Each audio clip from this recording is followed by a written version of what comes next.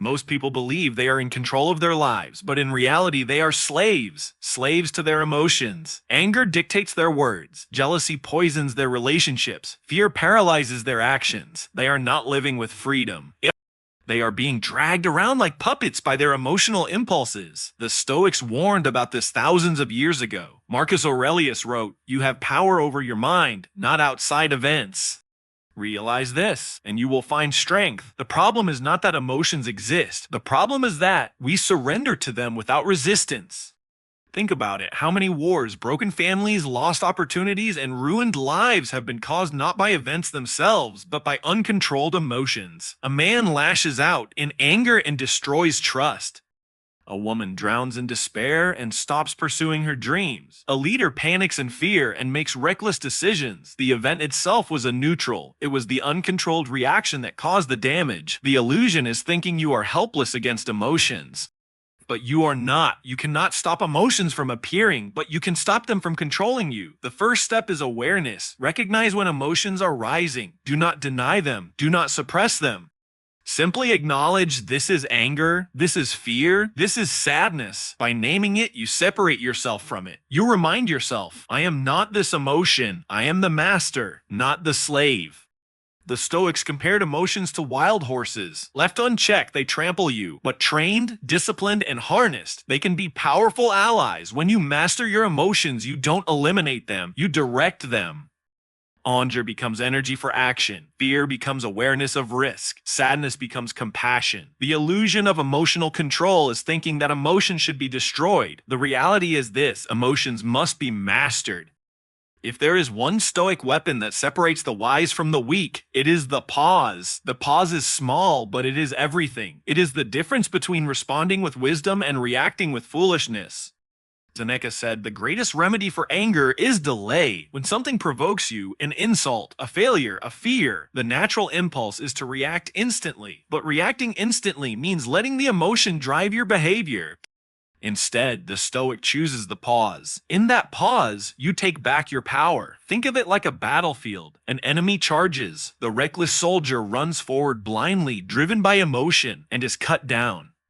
The wise soldier pauses, assesses the situation, and chooses the best response. The pause does not mean weakness. It means control. It means you decide your move instead of letting impulse decide for you. The pause can be one deep breath. The pause can be walking away for 5 minutes. The pause can be sleeping on a decision before acting. But in that pause lies clarity. In that pause lies freedom. In that pause lies power. If you can master the pause, you can master yourself. Next time anger rises, pause. Next time fear whispers, pause. Next time sadness floods you, pause. Ask yourself, what response would serve me, not enslave me? That single question in the pause can save you from a lifetime of regret. The Stoics teach us this simple truth: between stimulus and response lies your greatest strength. Guard that space, use it wisely. For in that pause, you become untouchable. One of the most powerful Stoic practices is learning to separate what happens from how you see it. Events themselves are neutral. They are not good or bad. It is only your interpretation, your judgment, that labels them so. And once you understand this, emotions lose their grip.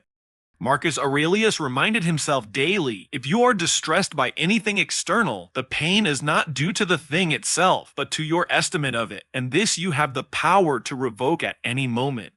Consider this: 2 men lose their jobs on the same day. One collapses in despair, believing his life is over. The other sees it as freedom to build something greater. The event was the same. The difference was interpretation. The first man was a prisoner of his emotions. The second man was free because he chose his perspective. Emotions feed on interpretation.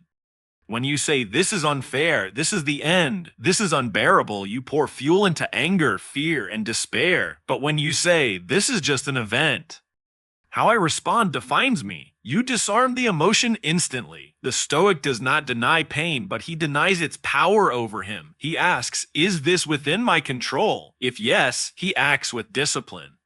If no, he accepts it with strength. Either way, he is never a slave. Remember this truth: events are nothing. Your judgment is everything. When you master interpretation, emotions lose their chains. Mastery over emotions is not built in one day, it is trained like a muscle. The Stoics believed in daily training of the mind, just as athletes train their bodies. Emotional strength is forged through discipline, practice, and endurance. Epictetus said, "Difficulties show what men are. Every challenge, every setback, every insult is not an obstacle, it is training. Each time life tests your emotions, you have two choices: surrender or strengthen." When someone insults you, it is training for patience. When fear rises, it is training for courage. When sadness visits, it is training for resilience. The world is your gym, and emotions are the weights you must learn to lift. This is why the Stoics practiced voluntary discomfort. They would fast, sleep on hard ground, walk barefoot, not because they enjoyed suffering, but because they understood that hardship builds endurance. If you can endure discomfort, you can endure emotional storms. Most people wait for strength before facing difficulty. The Stoic faces difficulty to build strength. You cannot read your way to mastery. You must live your way into it. Every day, remind yourself, this is training. When anger rises, it is not punishment, it is practice. When fear whispers, it is not weakness, it is opportunity. The more you train, the less power emotions have. Emotional endurance is not the absence of feeling, it is the refusal to be ruled by feeling. And once you build it, nothing can break you. The easiest way to spot someone who has no control over their emotions is this: they are easily provoked. One insult, one rejection, one challenge, and they explode. This is weakness disguised as strength. The man who reacts with rage to every insult is not powerful. He is fragile. Epictetus advised, if someone speaks ill of you, do not defend yourself. Say only, he does not know me well. Otherwise, he would have said worse. This is not passivity. It is mastery. It is refusing to hand over your peace to another's words. Ask yourself, why should you let someone else's tongue control your mind?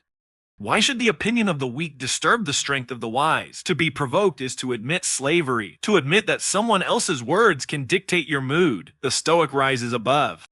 He knows that insults reveal more about the speaker than the target. He does not waste energy on retaliation. He simply remains still, calm, and untouchable.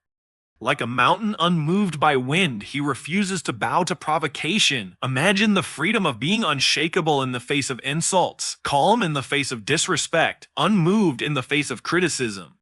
That is true strength. That is freedom from emotional control, and that is the Stoic way. At the end of it all, Stoicism is about sovereignty, the sovereignty of the self. You may not control the world, but you can control your inner kingdom. In that kingdom, your mind, your thoughts, your emotions is the only domain where true freedom lies. Marcus Aurelius wrote, "You have power over your mind, not outside events."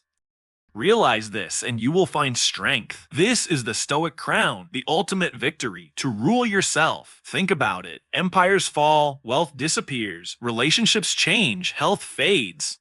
But one thing remains, your ability to choose your response. No tyrant can steal it. No storm can crush it. No insult can weaken it. That choice is your throne, your crown, your kingdom. When you live stoically, you rise above chaos. You are no longer controlled by anger, sadness, fear, or desire. You experience them, but they do not define you. You feel them, but they do not command you. You are the master, not the slave. To live this way is to live with unshakable peace. It is to walk through storms untouched. It is to face death itself with calm acceptance. That is the ultimate freedom, the freedom the Stoics lived for, and the freedom you can claim today. So remember this, do this, and never be controlled by emotions again. Pause, observe, respond, separate events from interpretations. Train daily, live above insults, rule your inner kingdom. Do this and you will live not as a prisoner, but as a king.